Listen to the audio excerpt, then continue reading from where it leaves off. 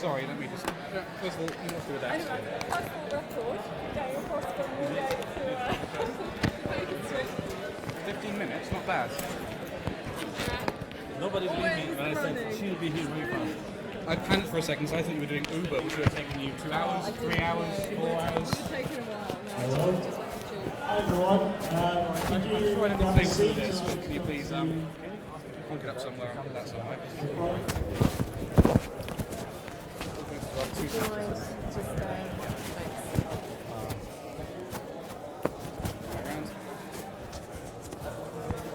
Unfortunately, we're in 2 sound systems. We're just about ready to start. So if everyone could grab a place and put their best smiles on and get their hands ready. I've never done this before, so it's brand new to Just me. bring the cable around. Great. So my name is Sol. I'm never from wearing the right Publicis London here, so welcome to our building. Thank you. One pause. I'm the head of social, so the topic that we're discussing is especially relevant to the work that I do for our clients here. And a little bit about Publicis and the building here before I hand over. Publicis, we have an integrated full service offering for our clients. Everything from platforms, product service and design, advertising above the line, through to one-to-one communications and content. Give us some water. Obviously, we're going to talk a lot about content here, and it's great to have Unruly and Startup Grind in the building. At Publicis, we believe that to thrive, you need to meet the change, you need to invent the future, and video and content is obviously a challenging landscape for many of the brands that at least I work with, and especially I imagine for you, whether it's clients that you work for, whether it's your own business, or whether it's even your own personal brand.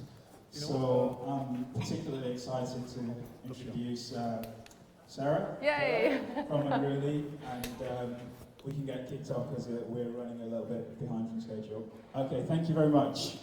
Cheers.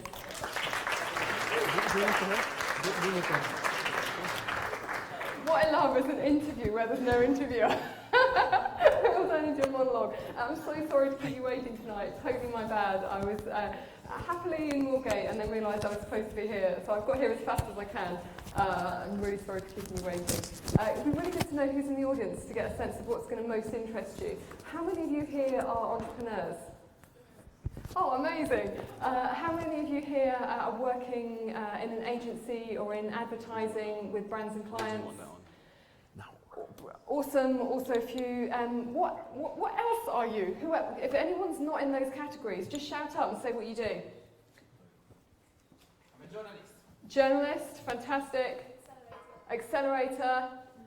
Investor. Oh my God, we've got the whole tech ecosystem here tonight. This is phenomenal. Fintech. Lawyer. Okay, we really have got the whole ecosystem. Awesome. Marion, should we kick off? We do, yeah. Thank you for coming, everybody. Who is here for the first time at the Startup Grind? Oh, wow. Loads of new people. Before we kick off, quick note about Startup Grind. Startup Grind is an organization which is designed to help entrepreneurs. And we have a simple mission to help every entrepreneur on the planet. You might know we are 5 years old. We are today in 200 cities around the world. London is one of them. And this is what we do. We help connect entrepreneurs with investors, with advisors, with mentors. And we invite every month somebody inspiring, somebody like our guest tonight. And before we kick off, just a few words on the background of the speaker tonight. So this lady we have here tonight on stage, she was named one of top 15 women in tech to watch by Inc. magazine. The company she built and co-founded was named the second fastest growing in the UK in 2012 by Deloitte. And without any further ado, please give a really warm welcome to Sarah Wood.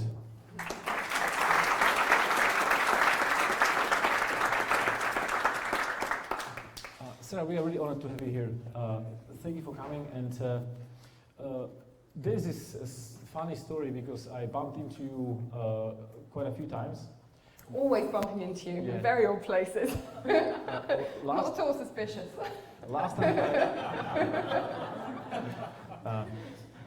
time I bumped into you, it was at the lobby of Wall Street Journal. That's couple, right. couple months ago, and we just had a quick chat, and a few months after that I saw the news that you sold the company to Wall Street Journal, to News Corp. So it's a very small world, and when I invited you to come on stage here, we were just about to host a talk with the founder of Web Summit, and you told me something which is like a serendipity. That's right, always in that lobby. The number of people that you meet in the lobby when you're trying to keep things quiet and be discreet is just astonishing. But yeah, Paddy, you had Paddy speak, didn't you, Yeah. last month, Paddy Cosgrove, who's founder of Founders and Dublin Web Summit. So yeah, last year at Dublin Web Summit, I met, it was the first time that we met the news team, and I met Rachel Shutt, who's their chief data scientist, really awesome woman, very passionate about data.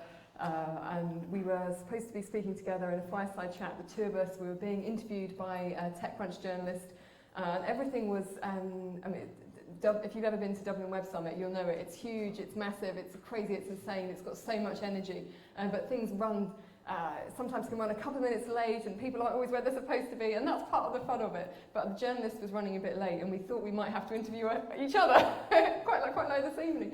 And it was so cool. We sat down together and we just said, okay, well, these are the questions that I want to ask you. She said, these are the questions I want to ask you. We had a great conversation off stage before we even got onto the stage, and that was the beginning of the relationship. She introduced me to various people across the business. The two teams met, we got talking about how we could be working together, and realised that actually there was a strategic fit and a shared vision that was much broader than just an operational partnership. And the deal is done. The deal is done. Yes, the deal is done. Yes. So we announced it a few weeks ago, and it was inked at the end of September. So yeah, all signed. Congrats, it's a big deal. Thank you. Did you decide to sell the company because you want to go on a holiday for 2 No, years? no, I'm Anonymous got it right. Anonymous said, why did you decide to sell it and grow it even more? Well, that is the answer in the question. We decided to sell so we could grow it even more. And you know us at Unruly, we enjoy having fun, but we enjoy doing great work for our clients, and we enjoy scale and having an impact. And that is what is so cool about being an entrepreneur, is you can have massive impact on your own world, on the world of people around you, on the world of your clients. And we really felt that with News, as our partner, as our parent company, we'd be able to deliver better campaigns for clients, we'd be able to accelerate our roadmap and be able to grow our presence even That's faster. very true. Now, let's take a step back and start from the beginning. Where did you grow up? That's not a step, that is like a marathon.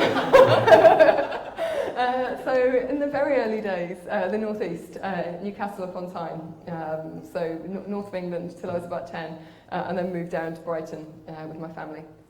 And how did you discover you have something in you to be entrepreneurial? Well, I don't know that there is a moment of discovery, and I think there are lots of myths around being a founder and being an entrepreneur, and there are stereotypes that prevail, and the stereotype is of the founder who says, oh yes, I was running businesses from the age of 10, I'd sold so much popcorn that I bought my first micro scooter at the age of 11, and I would say that's not always the case, and lots of entrepreneurs come at it from different ways. I've always enjoyed doing stuff. So all the way as I was growing up, I would do little things. I guess I never thought about them as businesses, whether it was car washing, dog walking, dog sitting. Had my first job age 12, that was egg packing. He only gave me that job because I kept finding the farmer's dog. He was an adorable dog, and taking him back, and the farmer was paying me for finding his dog. And then eventually said, you know, rather than finding my dog, why don't you come and work in my egg packing factory?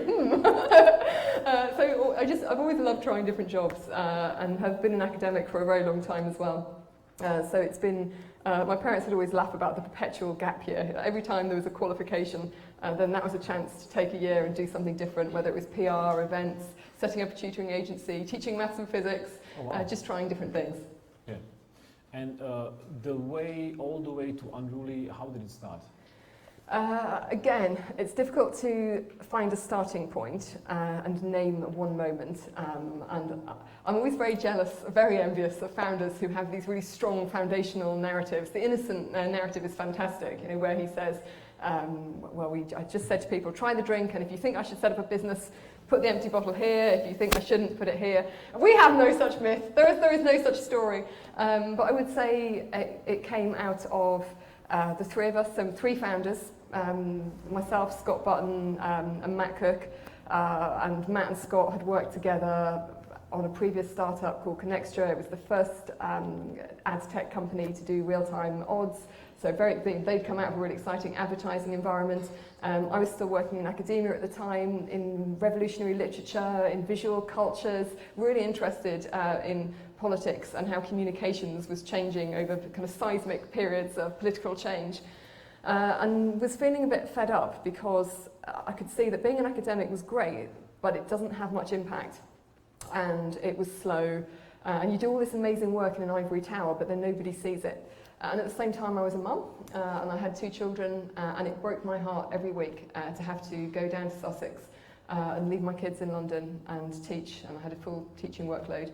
And I just thought, I can't keep doing this. And then 7/7 happened, which was the bombing at King's Cross, and I was really luckily and very thankfully not in it, but close enough to be evacuated, and just had one of those days where you count your lucky stars and you just think, wow, okay, so some people aren't going home today.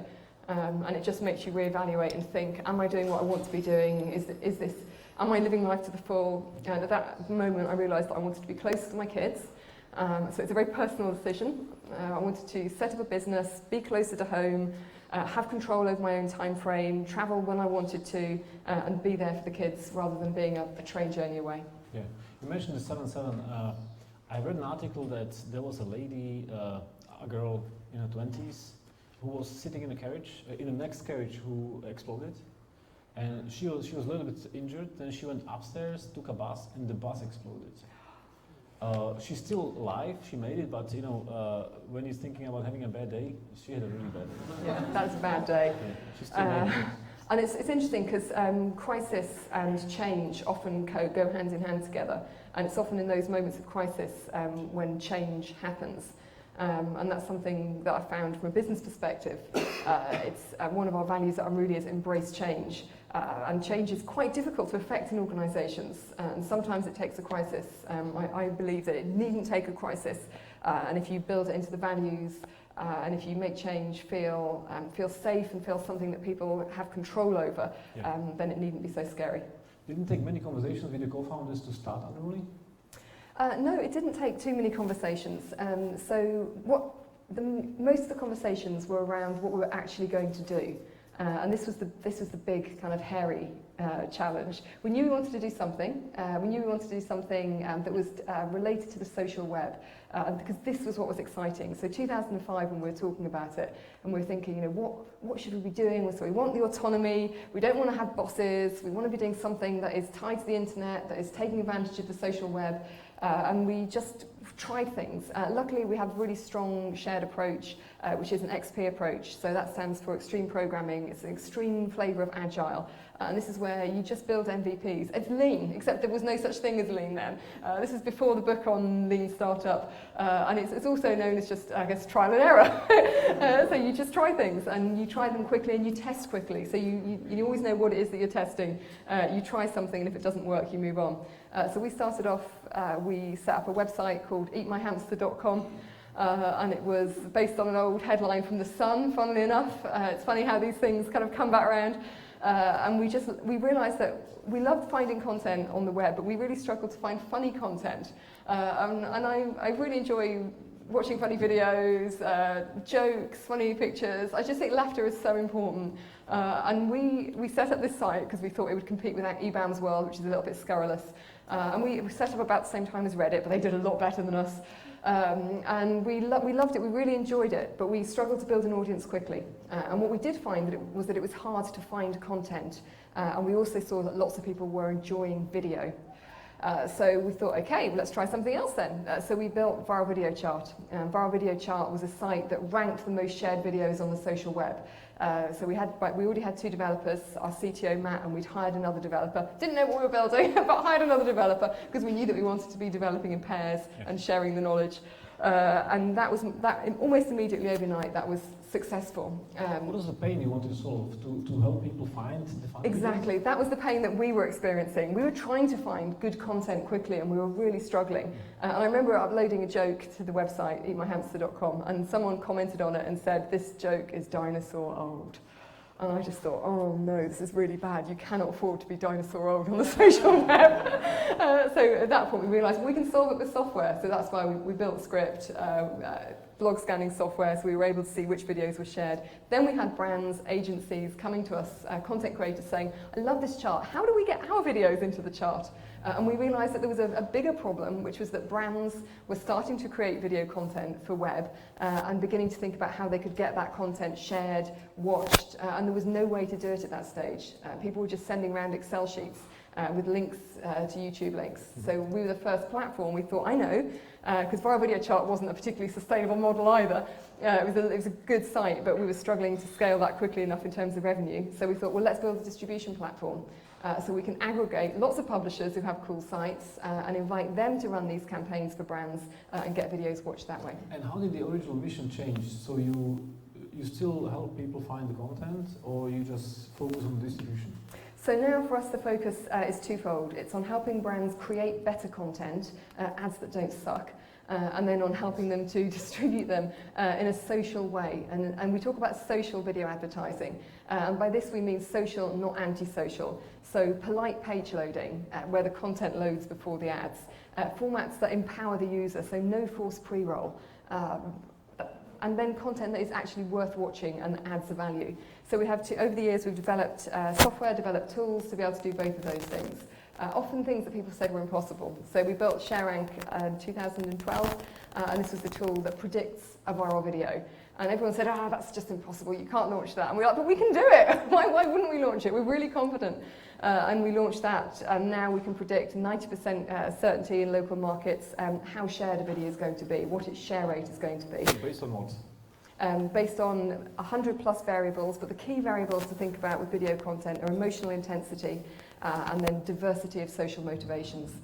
So you want people to feel something really strongly.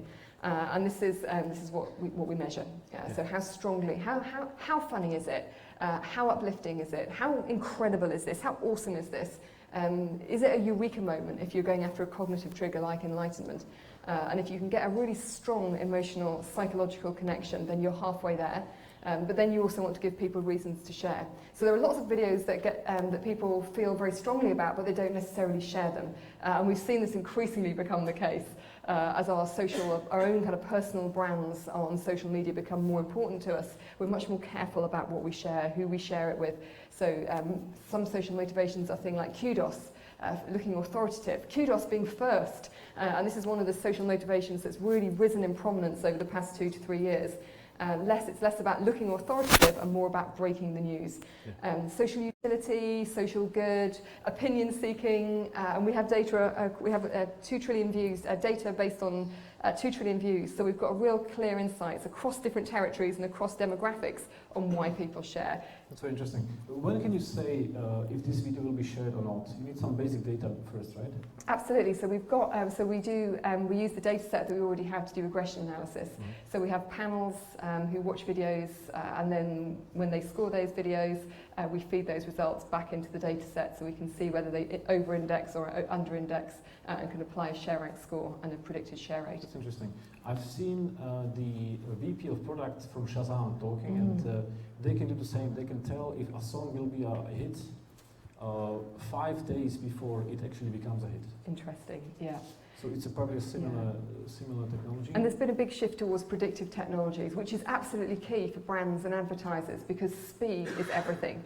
And one of the big shifts we've seen in the last 10 years is acceleration of the landscape. So about half of all shares occur within the first 3 or 4 days now, once a video is launched. So what that means for brands is you can't afford to wait and see. You can't afford to have a soft launch and then, if it's good, pick up on it because the moment has passed. That's true. What I like about you describing what Unruly is, you say you don't make the videos, you just make them famous. That's right, because people sometimes think that we make the videos, and we don't. we don't have a creative bone in our bodies, which is a little bit disappointing to people sometimes. We have a huge engineering team who are very talented engineers. And actually, I shouldn't say we're not creative, because computer programming is in itself creative, and we're creative problem solvers, and we solve very big problems for brands. We help them overcome the fragmentation of audiences. We help them create better content. So we are creative in the way we solve problems, but we don't actually make videos. No. Are you ever intrigued to try? We work with so many creative agencies who do an amazing job, and I don't think there's any shortage of content creators, but I do think there's a shortage of creative problem solvers, and I do think there's a shortage of technical solutions. So content creation is only half the issue. You can have the most amazing content in the world, but if you don't have a smart distribution strategy, it's going nowhere. And that's the other big problem that we solve. Once you've got that video, how do you make sure it reaches the right audience? Let's first get some ideas on what is a viral video. You say it must be emotional. What are some other aspects which a good video, which you want people to share, should have? So I wouldn't ever ask the question, what is a viral video? Because I think viral is an output rather than an adjective there. So what helps a video to be shared and to be shareable, to go viral? Emotional intensity, social motivations, and timeliness. And zeitgeist is one of the key social motivations. So being part of that, wanting to be part of a conversation. This is why big sports events like the Olympics, like the World Cup, often see the most shared ads and the most shared videos. The Super Bowl is another great example of that. And the most shared ad of all time is Shakira.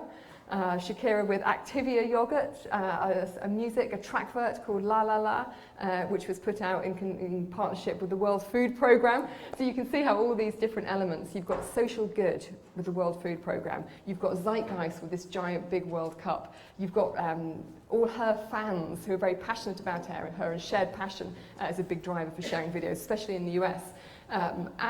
During this big World Cup event, at a moment when rumours about her pregnancy are circulating, and in the video she's drawing images on her stomach of the Activia swoosh. So all these different elements come together, the timing, the emotional connection, the music, and that kind of delivered the perfect storm of a viral hit. But then, as a brand, you might say, well, hang on a minute, well, that's great, having all those shares, having all those views, but what's the point? And for us, we would say, look, we're in a post-viral landscape. It's not about having the most shared video. It's about having a video that reaches its target audience, that drives word of mouth and drives business results. So it's not just about, it's not vanity metrics. It's about thinking, well, do people know who the brand is? Some of the most shared Super Bowl ads, and the Bob Dylan one's a great example for a car brand that I can't even remember, were really shared, but then nobody can actually remember the name of the brand. Now that is a wasted marketing budget. I also heard you say something about user-friendly video formats. What does it mean? This is so important. This is ad formats that respect the user. So this isn't forced pre-roll. I think we're all fed up of too many ads. Being displayed and interrupting our content.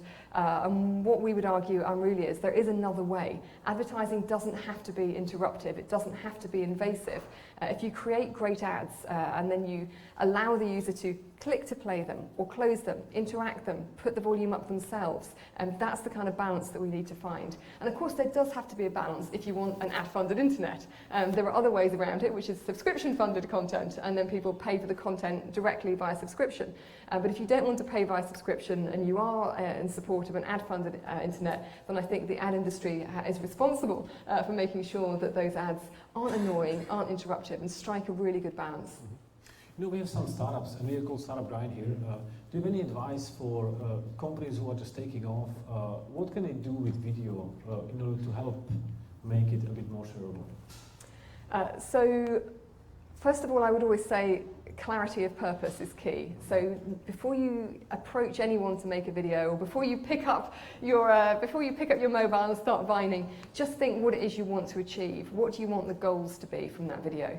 So we see a lot of people, and big brands as well as small startups, often more big brands actually, who just think, right, we need big video. We need a video, and then let's think about what we're going to do with it. But I would always say, you know, what do you want to achieve? Is it that you're trying to drive new customers? Is it you're trying to drive awareness? Is it about entering a new market? And what do you want your brand to stand for? So authenticity is absolutely key.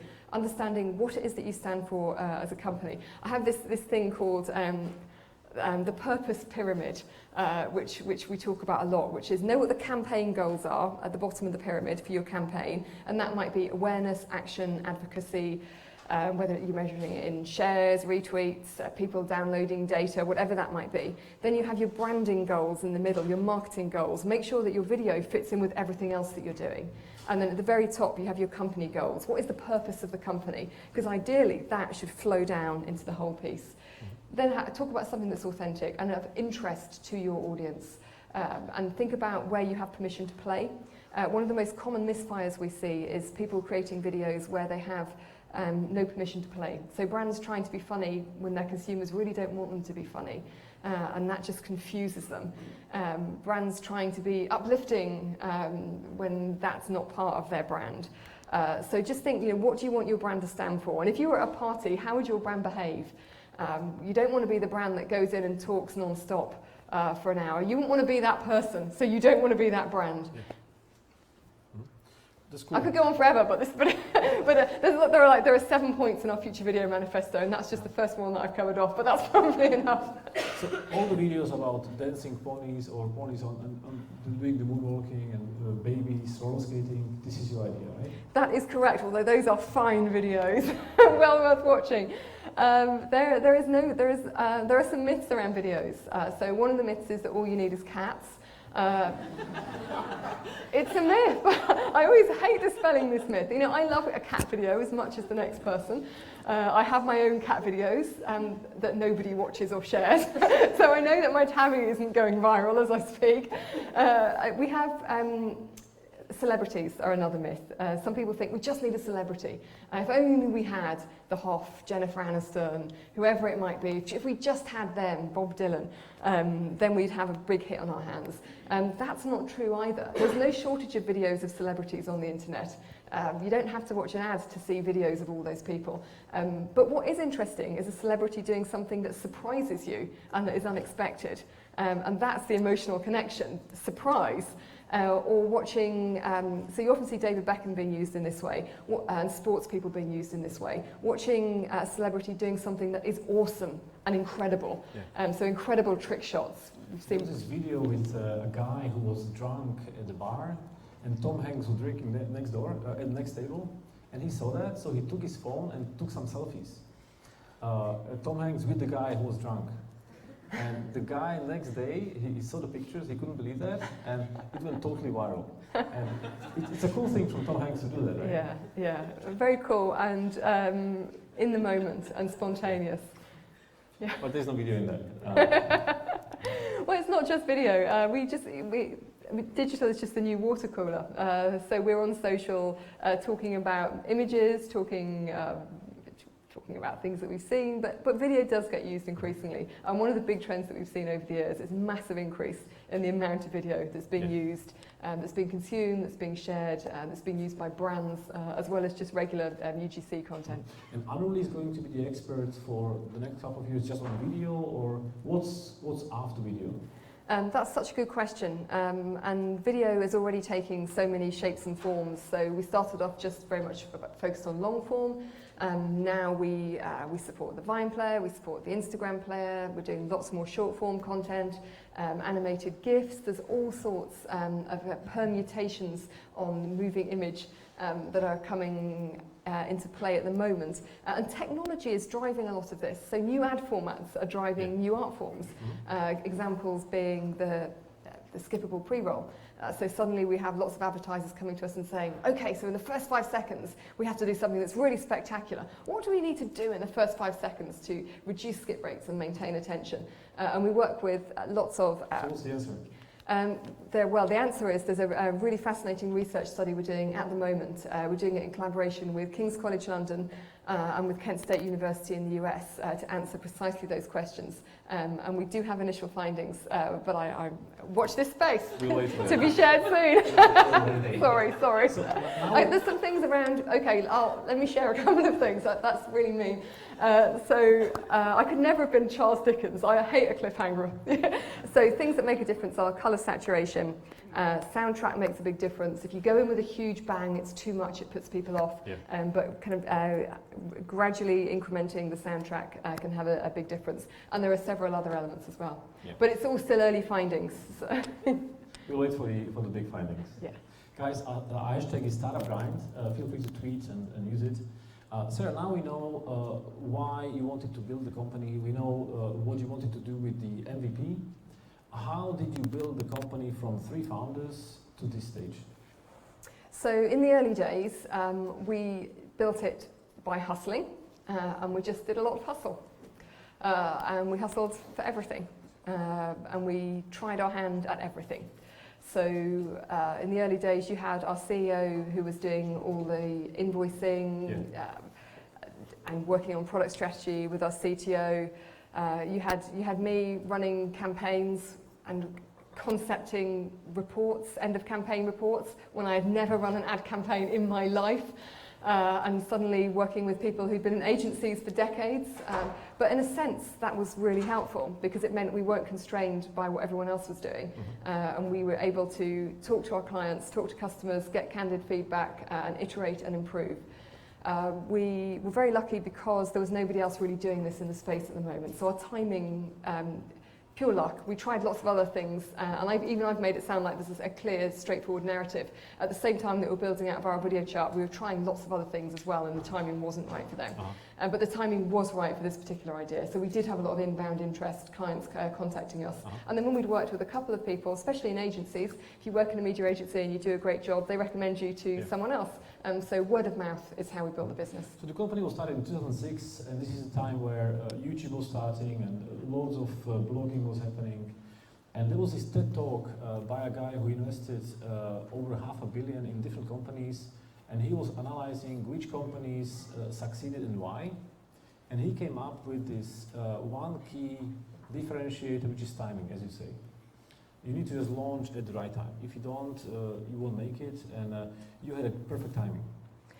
In retrospect, yes, the timing was perfect. You don't know that at the time, of course. Yeah. Did you feel like something is in the air around your company? From the feedback from the first customers and when you were showing them the MVP and... Well, we knew there was a problem and we knew that we could solve it. Yeah. So that's good, but that is only a part of the puzzle because there are lots of people who have good ideas for solving problems, but then the challenge is in the execution. So I would say for the first 2 to 3 years, 2007, 2008, even 2009, yes, we felt like we had good tech, we were doing interesting things, we were solving a problem, but we were still coming to terms with how we might scale, how we might grow. There's never one moment when you think, yes, we've nailed it. On the contrary, we were watching YouTube growing very fast and going, how are YouTube managing it? So it just depends who your competitive set are and who you benchmark yourself against, how successful you feel. Yes. Compared to YouTube, you probably had different problems. How did your first customers come on board? So our very first customers found us through our video chart and spoke to us. Actually, the very first money that we had in was from the BBC. Oh wow! And that was a good testimonial. Yeah, it's fantastic. And it was analytics rather than distribution. Because with our video chart, we launched our video chart Pro, and we made our analytics more available to people who are prepared to pay for it. And the BBC commissioned some research, so we told them what their most popular BBC ads were. So that was the very first money, and they found us through our video chart. And after that, did you just start growing because you knew you're going to have a quick takeoff, or you wanted to wait and bootstrap the business? We bootstrapped, and we totally bootstrapped. So our CEO did sales, I did delivery, and then Matt and the other developer carried on building out the product. So it was very straightforward kind of division of labour, and that's always been one of the secrets of Unruly's success, I think. We just very clearly divide and conquer. We're really happy to help each other where we can. So you're saying your CEO was doing sales and financing as well? Finance? Yeah. And you were doing delivery? Delivery, so delivering the campaigns, campaign reporting. And the third guy was doing the He was building the software, he was building the platform. You having your perspective as a female entrepreneur, I'm sure many of the people here in the audience would like to hear your experience. how did you actually think about it's harder for you because you're a female entrepreneur, or how did you grow into the company as a female? Okay, so I never thought it was harder because I was a female entrepreneur. I thought it was harder because I didn't know what the hell I was doing. That's why it was hard. It was just very much about the learning curve, and I think that was the same for all of us. And maybe I had more to learn than my two co-founders. So it was always felt challenging, and that's one of the things that I love about scaling the company, is the challenges are always different, and I'm often out of my comfort zone. I'm normally out of my comfort zone, but I think that's where you learn, and that's where you grow. And if you're happy to get out of your comfort zone, then as you grow a team, you'll see that they're happy to go out of their comfort zone, because nobody's afraid to be learning, to be exposed. We had, so our first hire, other than our other developer, was a salesperson, John, and he stayed with us for years and years, and he was great. Really strong. But that's quite hard though when you do bring on new hires, because suddenly you're having to delegate, which is a whole different skill. But luckily we've always hired people who are a lot better than we are. So certainly for me, every time I bring on a new hire, it's just brilliant, because I bring on someone to help with ad operations, and Holly Clark, who is now marketing director for Airbnb in Europe. And she's a brilliant woman, very talented. Nice. Of course, she did a much better job than I was doing the end of campaign reports, so that was fantastic. And then we built out that team, and just as you build up the team, it's always great to look for people who have skills that you don't. And that way you can grow all the faster. Are you still overlooking the HR function? Yes, that's right. Yeah, I am. So I set over insight, design, marketing, operations, HR. Now, when you look back at the HR from the early stages and now, how are you doing things differently? So you do need more process as you grow. This is just all part of growing up, but it's hard to find a balance. So in the early days, well, actually, one of my other very early hires, Scarlett, always used to tell this tale, which made me smile. She used to say, "Oh yeah, I could know." She used to say, if I had applied for Unruly now in 2012, I'd never have got a job because there's just so much more process and so much more testing. And she said, when I got a job, I remember when Sarah gave me my job back in 2009. And we just sat and had a cup of coffee, and within 5 minutes she'd hired me. And I said, "Hi, Scarlett, yes, but you had been a freelancer for 3 months." So what we did was we had a lot of freelancers and interns, and the great ones we took on permanently. So that was our best method of finding good people, because then we found out who we could work with, who was keen, who was passionate, who was willing to learn, and we haven't really changed that. We've just scaled that into a more formal internship. Okay. Talking about the female entrepreneurship angle, do you help somehow your female co-workers, or you just have it as a company where it naturally falls into place? So we have, we're very lucky, and thank you, Anonymous, for the top question. So what percentage of females are in your senior management? So it depends how you cut the senior management. So if you look at the board level, there are 2 females on the Unruly's on the board. That's myself and our CFO, Lucy Cogain, and then there's Scott and Matt. So 50-50 in terms of board. If you look at the exec board, then it's slightly more skewed towards the guys. We have Lucy, Dina, and myself. And then we have a lot of directors, a lot of females at director level. We have a pretty diverse team, but I think that's because we have such a range of female leaders at the very top of the organisation. And I always think this is the key, that there aren't enough role models. And it's really hard if you're just the only woman in a room, because everyone kind of looks to you as the woman. Here is how woman thinks, which isn't very helpful, and also is really alienating for the 95% of women who don't think that way at all. We have loads of amazing female leaders. Dina Murfitt, who's our Chief People Officer, has worked with lots of high growth startups. She's worked with lastminute.com, she's worked with eBay, she's worked with Last.fm.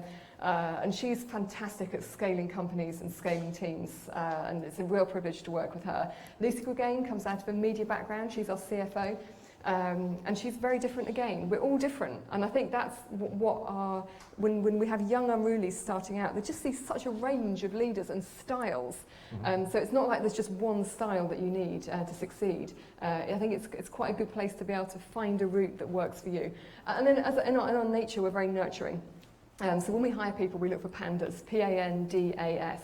And that's an acronym, and essentially it's people who are positive and passionate, people who think that A, anything is possible, N, nurturing, no ego, D, determined, A players, S, social creatures.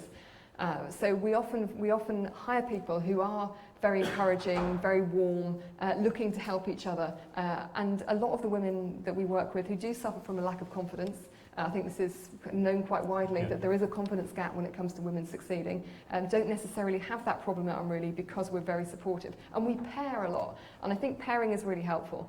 So we have lots of female developers also, and our developers are the most social developers you could ever imagine, because their whole methodology is based on pair programming. So they sit together and code in pairs. And you'll often see, we're like Noah's Ark at Unruly. You'll often see people going out in pairs. But that's a great way for helping. That helps build confidence. So you might have a more senior person and a more junior person going out together on a sales call, speaking together at conferences, and that way you can build confidence. And then having clear performance metrics is another way to make sure that everyone succeeds on merit rather than just on the basis of what they say they've done. And I think that has also helped, especially with women who maybe aren't as forward and talking about their achievements. If at the end of the quarter you can look back through their strategic objectives and go, you've nailed it, you've nailed it, you've nailed it, then that gives them confidence and also puts you in a really good position when it comes to doing pay reviews and promotion reviews. What are some warning signs when you're hiring people which you watch out for? Yes, and this is part of the reason that we have quite a laborious hiring process, as do lots of companies. So we hire for culture, we hire for skills, we hire for collaboration, we hire for attitude more than anything. And there are warning signs. Normally it's around cultural fit, to be honest, and we have quite a few little tricks up our sleeve for testing for that during the interview process. Do you know what? I do share them. They're really cool, and the big head in me wants to share them because I'm really excited by them. But I'm not going to because I get into trouble when I do. Because Dina says to me, "Look, Sarah," she says, "you have to understand that these work because nobody knows about them." She said, "If we start telling everyone what the tricks are, they'll just game it." It's only going to be a video and a podcast. But the big thing, exactly. But the big thing that we test for is the values, and the values that we test for is deliver, wow, embrace change, share the love. So if you come into an Unruly process ever, we will be actively looking out to see how you deliver, wow, share the love, embrace change. That is the clue. Do you personally mentor some people at your company or outside your company? Informally, yes. Informally. I would feel really uncomfortable about putting myself forward as a mentor. A cautionary tale, perhaps. I don't know. I just feel cups of coffee. I'm really happy to meet people for cups of coffee, and often people will call me for advice. But I think advice is overrated. And I think it's good to get advice, but follow your gut. So I don't kind of formally have these mentoring relationships over time, but there are many, many people within the company and without the company that we'll chat to. Who was mentoring you? Did you have any mentor? No. Really consulting? No. Really? No, not at all. No, we talk to each other. Do you know what? Actually, maybe this is a better answer to the mentoring. Peer-to-peer. Peer-to-peer learning, I think, is so much more powerful. And talking to other people as they're going through it, or as they're just one step ahead of you. So for me, it was brilliant, because I had these two fantastic co-founders. I had Scott and Matt, and we would talk to each other.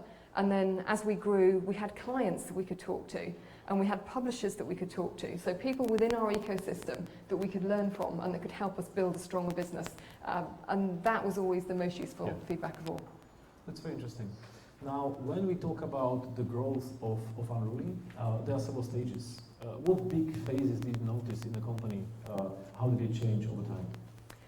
So one of the phases that I often think about is just after we raised our Series A.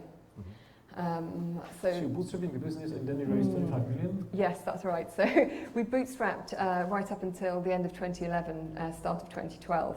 And we were profitable from 2009.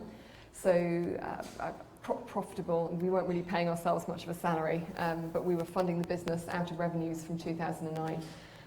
We grew into France, we grew into New York as a bootstrap business, but then we realised we needed to move faster. We wanted to really own the US, move more aggressively there, and we wanted to move into Germany. We wanted to make use of the data that we had. There was lots that we wanted to do that we felt we couldn't do when we were bootstrapped.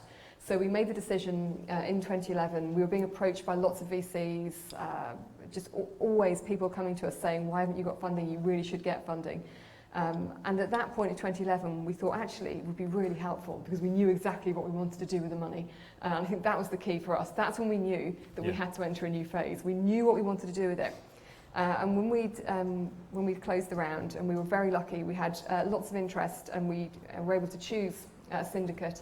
Amadeus, Ende, formerly called Van den Ende, and BHere, Business Growth Fund. 3 very different VCs, all very supportive, different backgrounds. And that was a whole new phase for us. And in some ways, it was really helpful. So it was helpful in terms of governance and discipline. And everyone was always a bit disappointed when they meet Unruly and they talk to us, because we're not as unruly as you might want us to be. We scale processes. We are constantly looking for ways to be more efficient. When we report into boards, to our board had always said to us, my God, this is incredible. You know, you always get the papers to us on time. They're always fully explained, always lots of information. But we felt that was important. And the board gave us a real framework to do that. Because we want to deliver wow, it's like, hey, here's a new set of people that we can deliver wow to. So working with the board was really helpful from that perspective. Gave us lots more visibility into pipeline, lots more scope into how we might grow.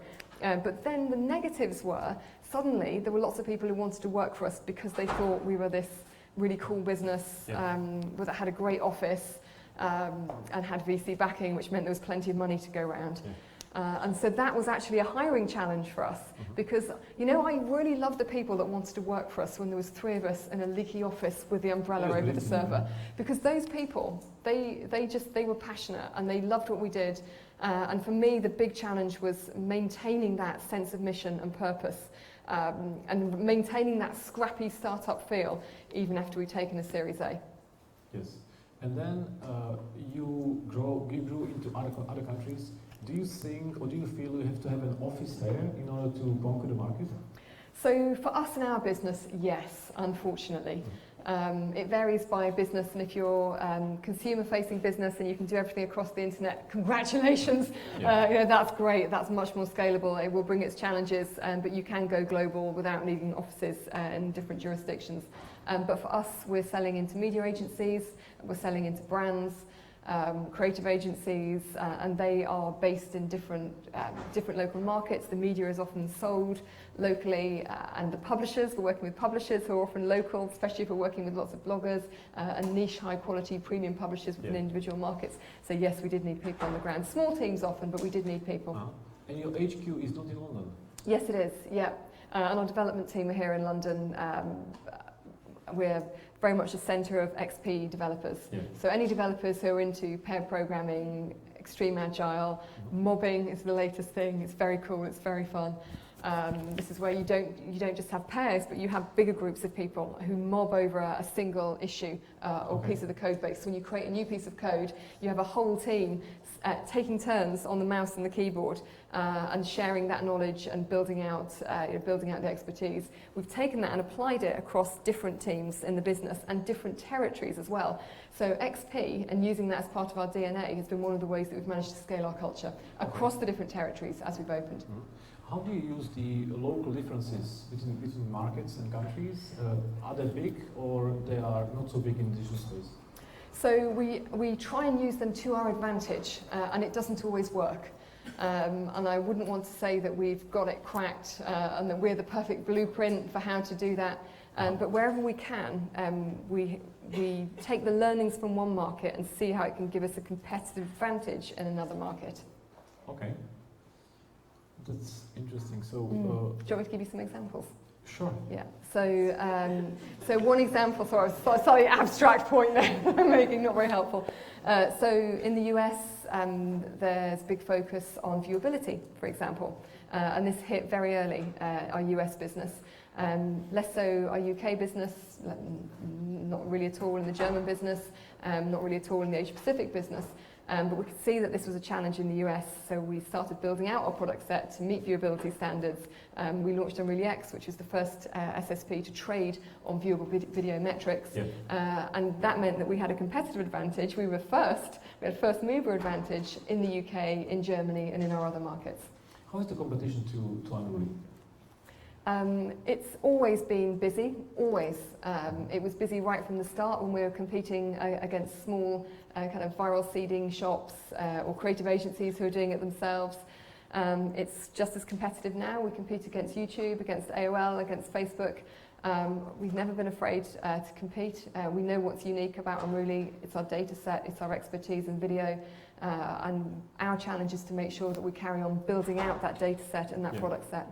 So your unique point is you have those billions of data points which you can really build on, and you just run away with your expertise. So we use that, we use it in a couple of ways. So it gets used strategically, and lots of clients come to us because we can talk to them about what's working in their sector, and we have a kind of a sense of historical knowledge, and we have the data that shows them which competitors are succeeding with which consumers and why, and then they can apply that to their own strategy. And then on a micro level, on a campaign basis, when we test videos and we know the subset of users that are most likely to enjoy that video and respond to it, then we use that for targeting purposes. So we can take all the learnings around the content and apply that to programmatic video distribution. So it's taking those learnings and scaling them across paid media. You mentioned scaling. Do you scale only in size and geographies, or also in the size of the companies? What is the smallest company which can be your customer? So we work with companies of all sizes, and we're known for working with larger companies, and we've worked with 90% of Ad Age 100 brands, so often the big brands. And that suits us well because we're global, because we can kickstart global conversations. We're known for multi-territory campaigns that spread across many markets.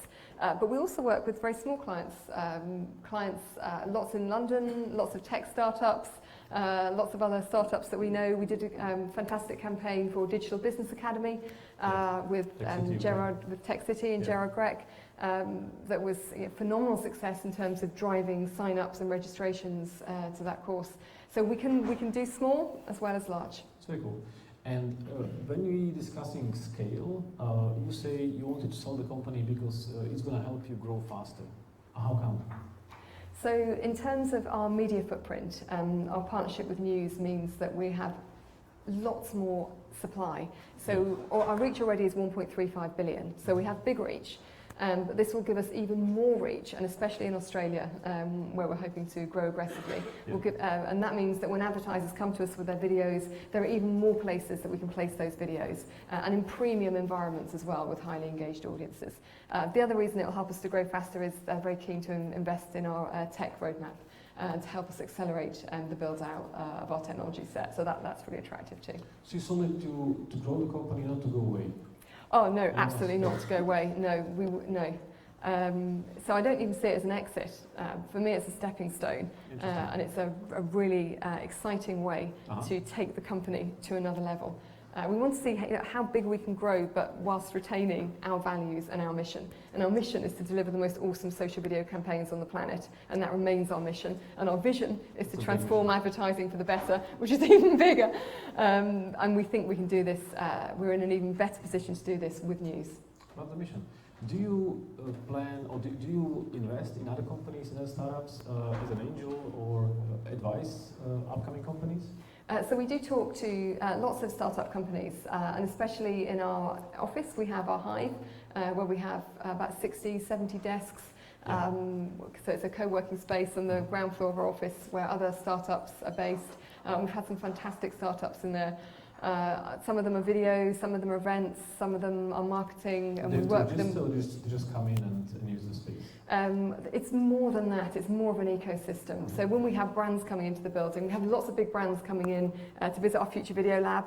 So we have a fantastic Future Video Lab with all the data, all the intel that brands need to create a successful video strategy. So often they'll come in, a media agency will come in with the brand, with maybe their social agency, their PR agency. They'll meet us, they'll talk through our product set, but it's brilliant to be able to say, oh, and also you should talk to these guys over here and these guys over here. So we can be really helpful to the people in our space in the Hive. Actually, the first time I've heard about Unruly was not because of your social media videos, it was because of your educational activities. And Unruly teamed up with City University, and you created this Unrulyversity. Yeah. I love the concept. I was there many times. Can you describe what it is and why did you decide to do it? So this is a pop-up university for the next generation of digital entrepreneurs. How cool is that? Pop-up university. It's the first of its kind. And it's free. It's free, yeah. It's free, and it's real people. It's academics and entrepreneurs coming together in the Unruly Clubhouse on a Wednesday evening, and it's co-curated as myself and then Caroline Wirtz, who does all the work. And Caroline is an amazing professor doctor. I don't know her proper title, but she's in charge of entrepreneurship at Cass Business School. She's very well-regarded marketing academic. We first met each other because she was using our data. So she started coding up the Unruly data set. She was one of the first people to discover that the network effect was actually more significant than the quality of the content when it came to sharing video. So she was fantastic, and we had that relationship. And a couple of years in, she said, oh, Sarah, we should do something a bit more. And I'm like, yeah, we absolutely should. And in fact, they had an away day. Paul Curran, the Vice Chancellor, came to Unruly, and the whole senior team came to Unruly, had an away day, and Paul Curran said, Sarah, what can we do to get involved in Tech City? We need to be part of it. It's really exciting, and here is Cass and City University sitting right next to it, and we want to be involved and we want to play our part. And I said, well, do what you do best, educate.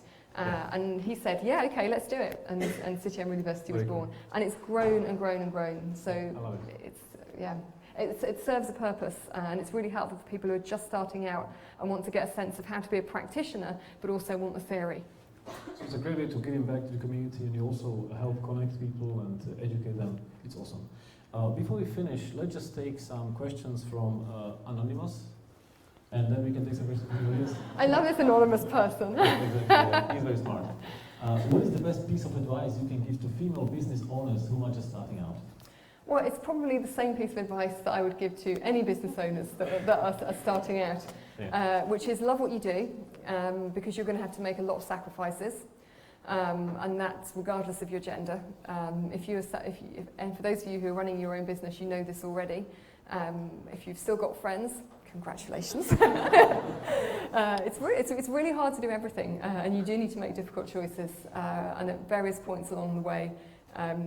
I've made difficult choices, we all have. So you really need to love what you do, because you are going to have to make those sacrifices. Choose your co-founders with care, because the team that you build around you is the most important thing. And the co-founders are the very beginnings of that team. And you can test that relationship really easily. So if you see that you're arguing over company name, if you see you're arguing over how the shares are divvied up, what kind of company you are, then the chances are it's not going to go well. And it's a little bit, it's like starting a family when you start a business, and it will grow and it will evolve, and there will be healthy discussions along the way, but make sure that you are really closely aligned with your co-founders. Cool, guys. Now, the next one is, with the recent appointment as one of the mayor's tech ambassadors for London, how do you think London's tech scene is going to evolve?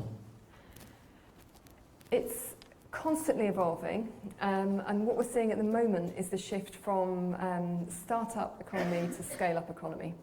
This is really exciting, and it's exciting for lots of reasons, but I think for a long time now London has had a real burgeoning start-up scene, and there are lots of opportunities for people who are just starting out to learn, to connect. Some people say, oh, it's a bit cliquey, it's as an ecosystem, but there are many different cliques, there are many different groups that you can join to find out how to run a business, how to market your company, how to do a business plan. Lots of opportunities there. And there are more funding opportunities than ever before for early stage companies. But what we've really been missing is the scale-up piece. And there's lots more focus now with new funds coming in to fill that gap in terms of funding, and the government turning their attention to this, and also Tech City turning their attention to this. And BHere.TV has been a big leader around the scale-up economy. The Scale-Up Institute that she launched last year with Reid Hoffman here, talking about how we can help. In June, right? Yeah, exactly. Was it just in June? Yeah. Oh my goodness, time goes really fast. The founder of LinkedIn, because Yeah. they're with fans, she brought him here and they launched it. Yeah, it was brilliant. No, It's it the was first of its kind. it was awesome. No, I was at the dinner. I just can't believe it was June. It feels like longer ago than that. Wow, and that was an amazing event and a real milestone moment, I think, for London's tech economy, because it kind of feels like we're growing up, and there's going to be lots more unicorns, although being a unicorn isn't the be-all and end-all. But there are going to be more companies growing faster, growing further. Now that's important for our economy, because these fast-growing scale-ups are where new jobs are delivered. And ultimately where wealth is given back. And that's one of the most exciting things I think about the Unruly acquisition, is a quarter of our company was owned by just regular Unrulys, past and present. So not including the founders, not including the VCs, our old staff, our staff present and our staff past. And that was wonderful to be able to have that moment when you could really reward financially everybody who's been working for us and has put in their time and their sweat and their energy. So you made your colleagues very happy. I hope so, but this is what we need. This is what we need as an ecosystem: is more exits like this, because then you have an Unruly mafia going off and starting companies, and we're just a little bit behind, about 30 years behind Silicon Valley on this one. You know, we need a couple more generations of big companies exiting and pouring money back into the ecosystem. We're talking about exit. Did you ever consider to go IPO? We were really lucky that we were in a position to consider lots of different options. Yeah. So IPOing was an option, acquisition was an option, continuing to grow organically was an option. We were just really happy growing organically. We love what we do. The senior leadership team, I mean, the whole team is just amazing. But I would call out Unruly's senior exec. We really enjoy working together as a team. We're very aligned. It's just a pleasure to come into work with such smart people. So we weren't in a hurry to do anything, but when news approached us, we could just see that there was a massive opportunity and it felt like the right moment. Yeah. Let's take a couple questions from the audience and then we're going to go. Just please stand up and tell your name and say us what you want. Shane, you go first. Hi, Shane Smith, Intelligent Crowd TV.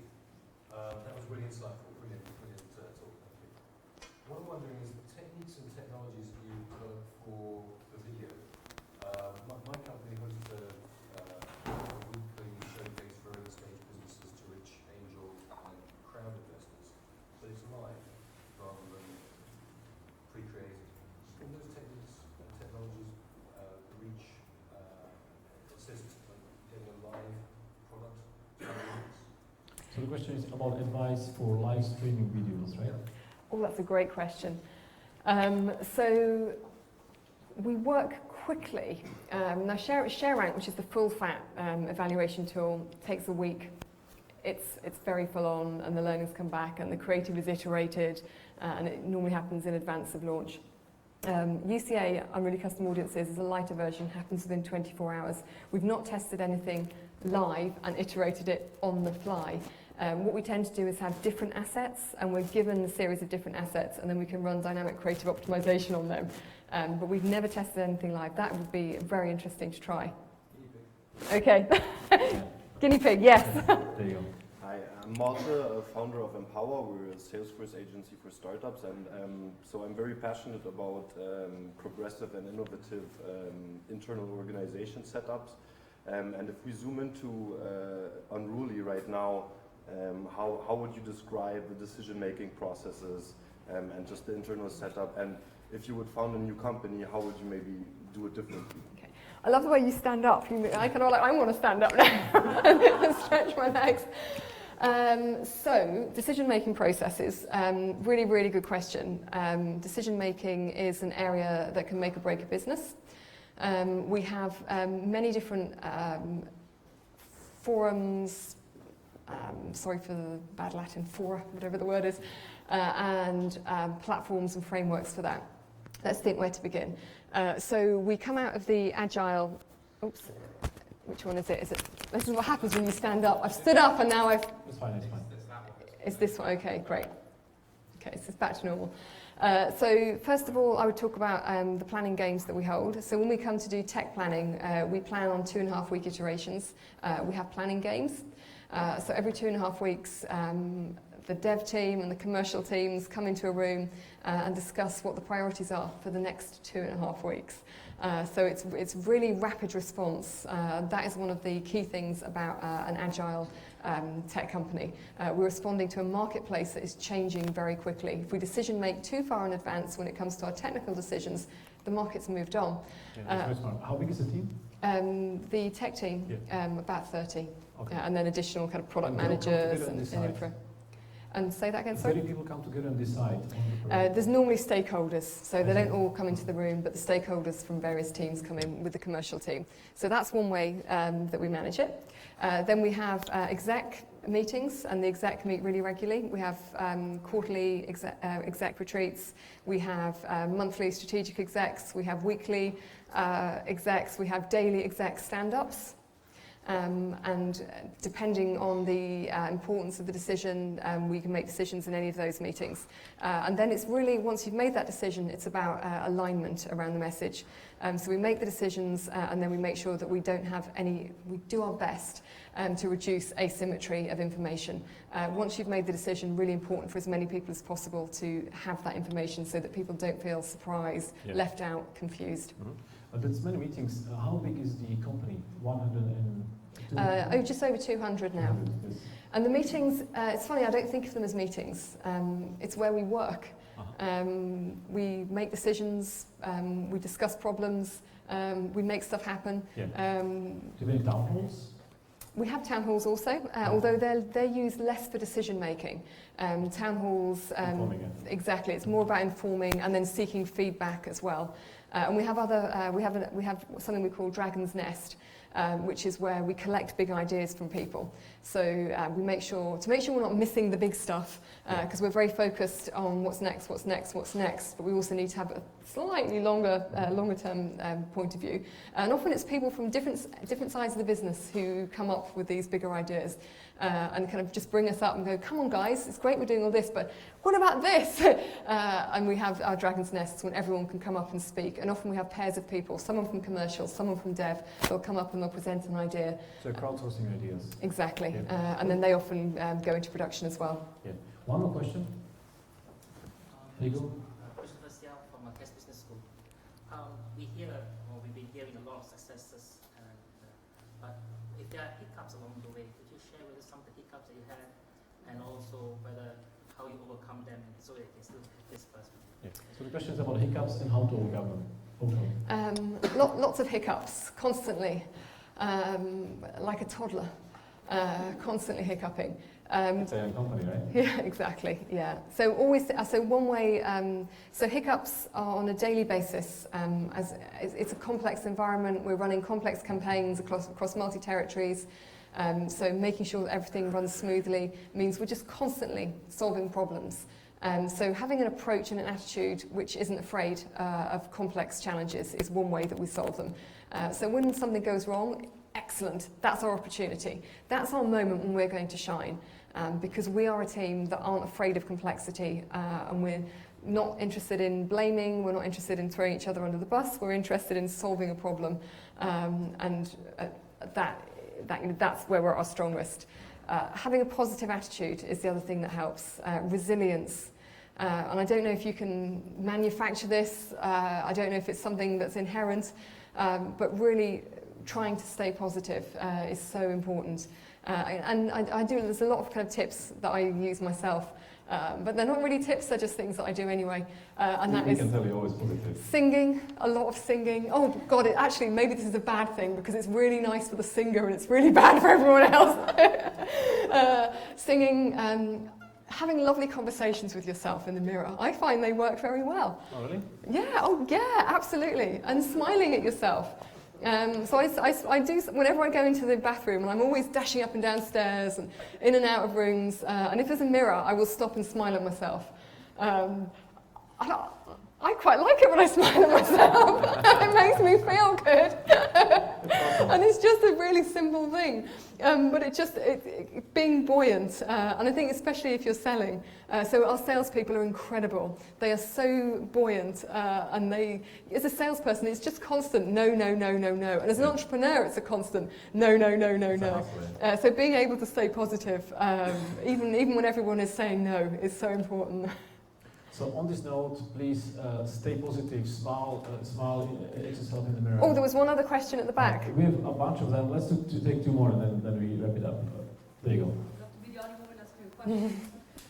Thank you so much for the energy you're bringing in and everything you do, and the way you even deliver the message is just so powerful. I think everyone in the room is just very impressed by the energy and the genuine way you express things, and thank you for that. My question, and I'm an investor and I'm also a catalyst for LinkedIn stuff, but what I want to know is, you talk about social good and about, sharing love, optimism. So how do you do that those videos actually have an impact on this world we live in, and are not just something to sell more Coca-Cola at the end of the day? Because we're having a crisis right now in Syria, we're having different things. How are you videos going to change the world? Yeah. So the question is, how do you make sure the videos you do are having an impact? It's a really important question, and one of my favourite videos that we've run, and we ran it as pro bono, was Save the Children, Syria, most shocking 60 seconds. And I remember it's a brilliant video created by Don't Panic, which is a brilliant production agency. They know viral very well, if anyone's ever looking for production in that area. Awesome video, and I remember we were running it. We have a program called Share the Love program, so we run lots of campaigns for free for good causes. We're running several at the moment. We can run them internationally. We can have lots of impact there. And I remember when we ran that one, I remember watching it, and the first thing I did when I saw it was I called my daughter up and I said, cancel your homework, we're going to Trafalgar Square, because we need to protest and we need to stand up. And I do think the video... she is almost 16. Wow, that's awesome. And she's brilliant. She's a real inspiration. You took her protesting. Pardon? You took her protesting. Yes, I did. I love protesting. I love being part of a movement and being part of something bigger and something that has an import. I think is really satisfying. And that video, and the Syria video, was really powerful. And we, as often as we can, we help with videos. So if you know any good causes, then please do come speak to me. Because if we have a slot in our Share the Love program, then we will really happily run them. Very cool. Last question, over here.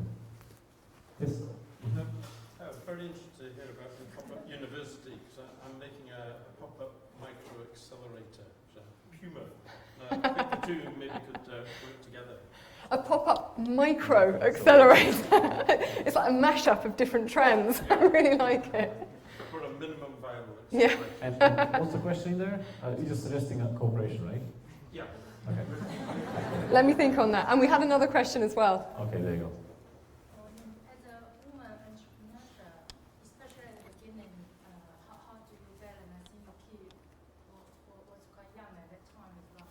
How can you balance the time?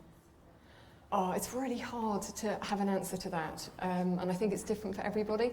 And you just need to know your own personal limits and boundaries, and do what feels right for you as a parent and as an entrepreneur. Yeah. That's all you can do. And I remember that I know I've had several parenting fails, that there are many mums who they would say that's beyond the pale for them. One funny moment, I shouldn't even laugh about it, one awful moment when I was at Heathrow Airport, and I had a phone call from the head teacher who called me and said, "Hi Sarah, is everything all right at home?" I said, well, I thought it was up until 5 seconds ago when you're calling me, so I assume that everything's not all right. And she said, oh, well, it's just that, Lola Rose, who was about 12 at the time, Lola Rose has just brought in the little kids into school, and Sunday was about 4 and Ezra was 7. And she's just brought them in, and she's in her pyjamas, and I can see that's probably not what's supposed to happen. I'm like, oh, I'm so sorry. And I'd organised childcare hour by hour by hour by hour over 3 or 4 days while I was away, and I'd just fallen down on the last hour of the last morning. And the godparents had left home and gone to work, assuming that the au pair was going to be taking the kids into school, but the au pair had gone off to a language lesson and there was nobody left other than the kids. But they sorted themselves out, and you know, they're very independent. They're very independent. But not everyone would feel comfortable with that. So you just have to know what your boundaries are and know what's right for you as a parent. And I think that's the case whether you're a mum or a dad or any family member. It's the same. You might have grandparents or elderly parents that you're looking after. And there are often difficult decisions to be made. So you just have to do what feels right, because guilt, you just don't want guilt. And I just refuse guilt. It's such a waste of energy. Yeah, and I think you're doing the technology business, and how can you like keep it updated, keep your knowledge updating? Like, do you come from a computing background, technology background? Well, that is a very big challenge, and that's a challenge for any entrepreneur, to maintain knowledge of your field while you're running a fast-growing business is challenging for all of us. So my tips for that: have a really good list on Twitter of people that you follow, and then and check it every morning. And I also have email subscriptions, so there are kind of some key publications that I read that are right for my sector. So Ad Age, DigiDay, Media Post, and I make sure that I read those every morning so I have the headlines. But it's an ongoing challenge.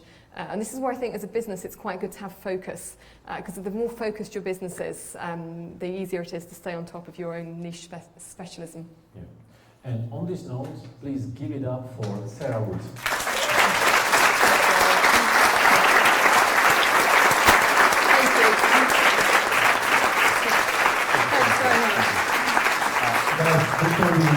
Before we go and get some pizza and some drinks which are waiting for you at the back, a few words